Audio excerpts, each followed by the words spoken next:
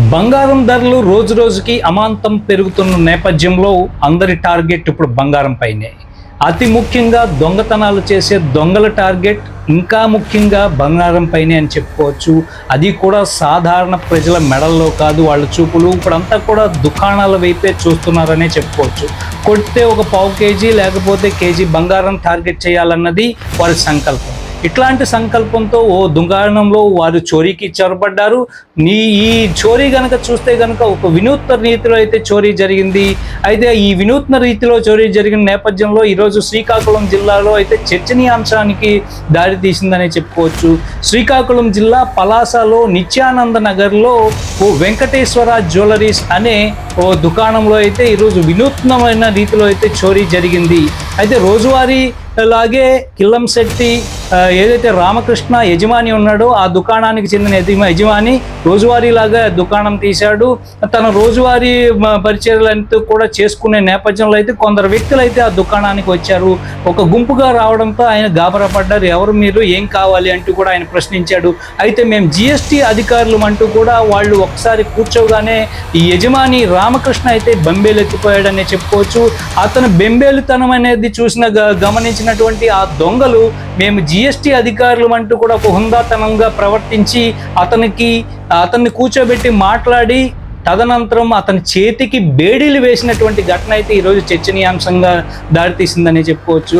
అతని చేతికి బేడీలు వేసి కూర్చోబెట్టి ఆ షాపులో వివరాలన్నీ లాక్కుని మొత్తం కలిపి ఆ షాపులో ఒక కొంత బంగారాన్ని అయితే తస్కరించారు ఆ చోరీలు. ముఖ్యంగా చూసుకుంటే ఆ దొంగతనానికి వచ్చినటువంటి సంఖ్య కనుక చూసుకుంటే సుమారు 8 మందిగా ఆయన చెప్తూ ఉన్నాడు. అయితే ఈ సమాచారం ఎప్పుడైతే ఆయనకి బేడీలు వేసి ఎప్పుడైతే ఈ దొంగతనం అంతా జరిగి పారిపోయారో తర్వాత ఈ సమాచారం కొందరు వైపు స్థానికులు తెలిసింది. ఈ స్థానికులు తెలియడంతో కూడా పోలీసులకు అయితే ఫిర్యాదు చేశారు. ఆ పోలీసులు ఫిర్యాదు చేయగానే పోలీసులు రంగప్రవేశం చేసిన తర్వాత ఆయన పరిస్థితి చూసుకుంటే ఆయన చేతికి బేడీలు ఉన్నాయి. బేడీలు ముఖ్యంగా ఎవరు వేస్తారంటే పోలీసులు వేస్తారు. కానీ జిఎస్టీ అధికారులకు బేడీలు వేసే హక్కు ఎవరికీ లేదు. కానీ దొంగతనానికి వచ్చినటువంటి ఈ అధికారుల మాటలో ఉన్నటువంటి ఈ దొంగలు ఎవరైతే ఉన్నారో అతని ఏదైతే మెత్తదనాన్ని గమనించి అతనికి బేడీలు వేసి మరి దుకాణంలో ఉన్నటువంటి సుమారు పావు కేజీ పరిమాణంలో ఉన్నటువంటి నగలైతే చోరీకి పాల్పడ్డారని తెలుస్తుంది. ప్రాథమికంగా అయితే ఇప్పుడు ప్రస్తుతానికి క్లూస్ టీము అలాగే పలాస పోలీసులు అయితే దీనికి దర్యాప్తు చేస్తున్నారనే చెప్పుకోవచ్చు. ఉదయం నుంచి కూడా ఈరోజు అంతా కూడా ఇదే చర్చనీయాంశ సంఘటన అయితే నలుగుతూ ఉందనే చెప్పుకోవచ్చు. చోరీకి పాల్పడినటువంటి వ్యక్తులు ఎవరైతే ఉన్నారో వాళ్ళు హుందాగా ప్రవర్తించి జిఎస్టీ అధికారులు అంటూ వచ్చి ఆ దుకాణానికి పావు కేజీ బంగారం అయితే తస్కరించిన రీతి అయితే ఇప్పుడు యావత్తు బంగారు దుకాణాల్లో అయితే చర్చనీయాంశంగా మారిందని చెప్పుకోవచ్చు. ఇది ఎలా వింటుండగానే పలాసాకి కొంత సుమారు ఒక 100 కిలోమీటర్ల దూరంలోనే ఒరిస్సా రాష్ట్రం ఉంది. ఏదైతే ఒరిస్సాలో తరచుగా ఇట్లాంటి సంఘటనలు జరుగుతున్నాయన్న వినికిడి కూడా ఉంది. అట్లాంటి చర్య ఇప్పుడు పలాసలో ఈ దొంగతనాలు చేపట్టే రీతిలో అయితే ఇంప్లిమెంట్ చేశారనే తెలుస్తూ ఉంది. ఈ ఇంప్లిమెంట్కి కానీ ఏదైతే ఈరోజు నిత్యానంద నగర్లో ఉన్నటువంటి శ్రీ వెంకటేశ్వర జ్యువెలరీస్లో కిల్లంశెట్టి రామకృష్ణ అనే అతను అడ్డంగా దొరికిపోయాడు.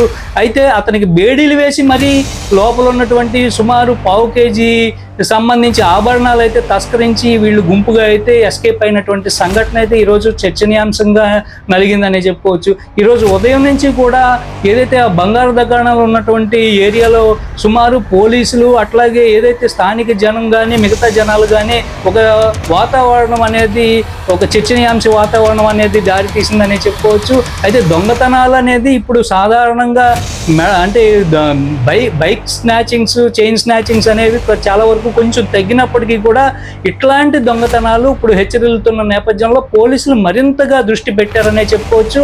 అయితే పట్టపగలే ఇలాంటి దొంగతనానికి పాల్పడ్డారంటే దొంగలు ఎంత చాకచక్యంగా వ్యవహరించారు అనేది ఇప్పటికి తెలుస్తూ ఉంది. అయితే ఇది ఒక పోలీసులకు ఒక ఛాలెంజింగ్గా కూడా వీళ్ళు దొంగలు అనేది వేశారనే చెప్పుకోవచ్చు. ఎందుకంటే పట్టపగలు ఒక గ్రూప్ ఆఫ్ మెంబర్స్ వచ్చి ఒక దుకాణంలో అంత హడావిడిగా ఉన్నటువంటి ఏరియాలో ఒకే దుకాణంలో ఒక పావు కేజీ బంగారం తస్కరించి బేడీ కమ్మీలు వేసినటువంటి సంగతి అయితే ఈరోజు చర్చనీయాంశానికి దారితీసింది. అయితే పోలీసులు ఇది ఛాలెంజింగ్గా తీసుకుని కూడా ఇప్పుడు దర్యాప్తు చేస్తున్నట్టుగా కూడా సమాచారం. అయితే శ్రీకాకుళం జిల్లాలో నగల దుకాణాల్లో అయితే కొంత బెంబేలు వాతావరణం అయితే కనిపిస్తూ ఉంది.